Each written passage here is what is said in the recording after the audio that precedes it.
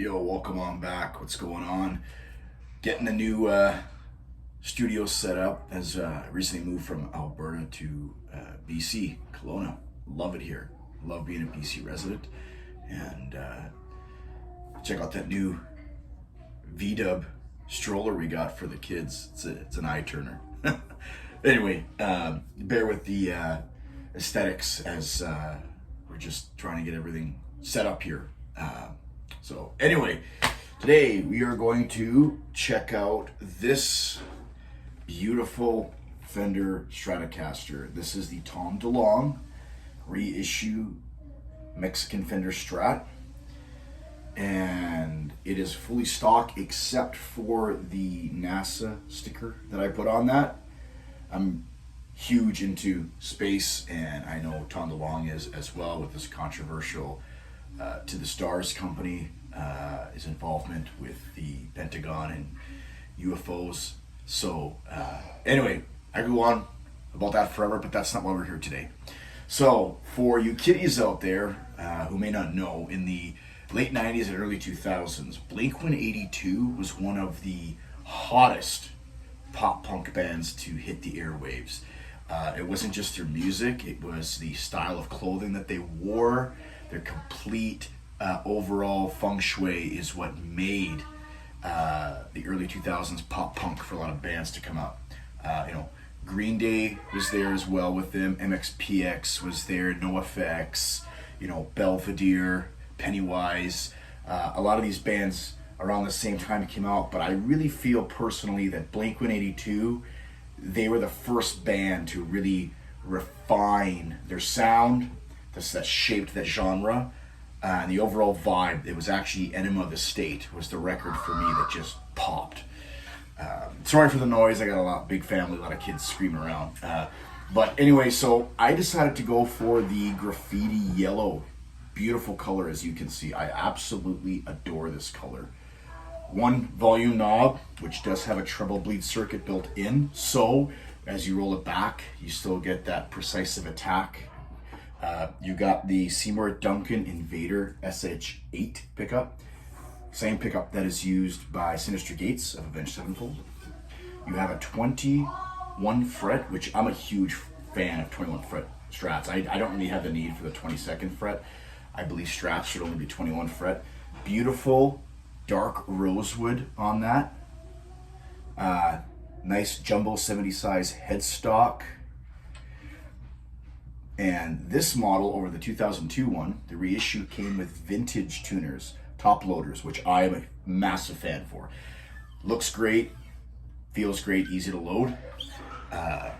Beautiful nut on that, nice cut on that as well. Truss rod adjustment there. And then on the back, as you can see, it's a hardtail. And new for the reissue, check out the Tom DeLonge engravement. Pretty cool, eh?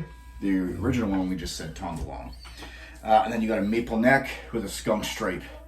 And the neck is a modern C, but you know what? It's not too thin and it's not too thick. It just feels right.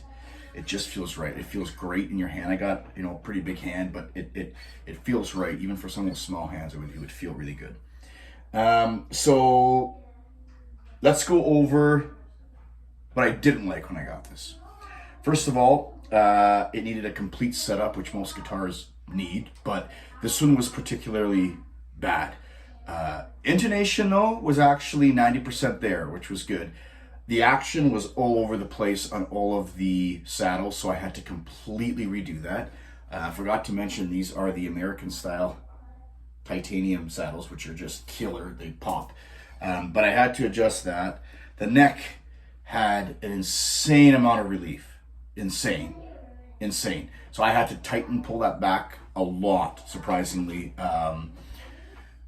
which is fine.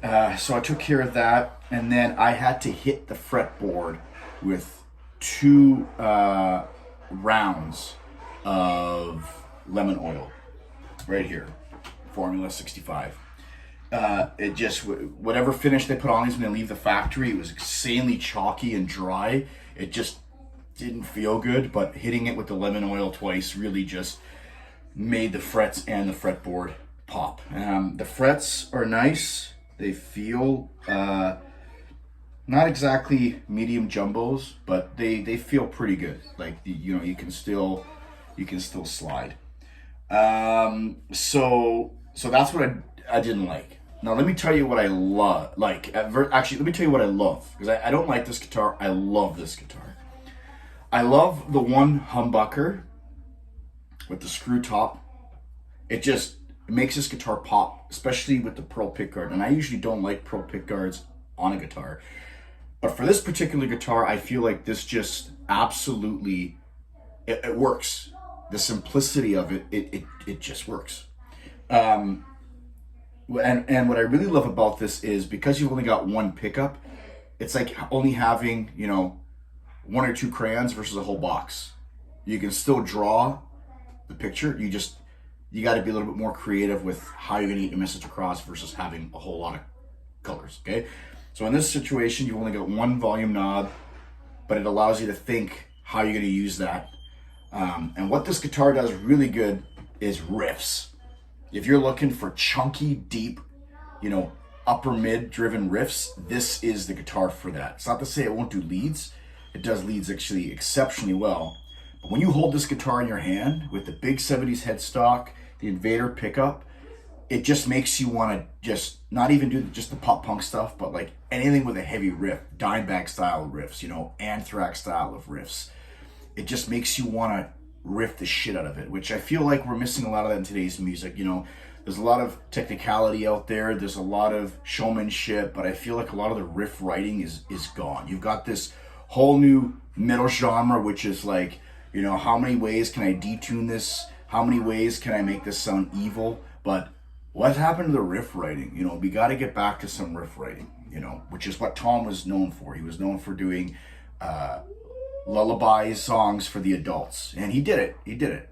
So let me get this thing set up. Let's hear what it sounds like. I'll be using my Yamaha THR32 amp. That's the amp I use. I swear by it. If you don't have one, you've been living under a rock. I use it even live. It's got line outs. Front of house loves me. I always sound killer in the mix. The tones, they sound incredible. So okay, let me go ahead and get this thing plugged in. See you guys in just a jiffy.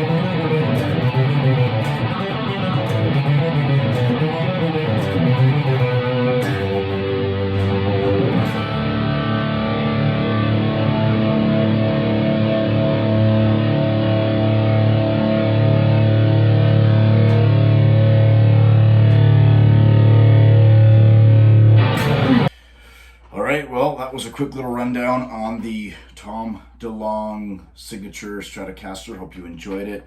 I absolutely love this guitar.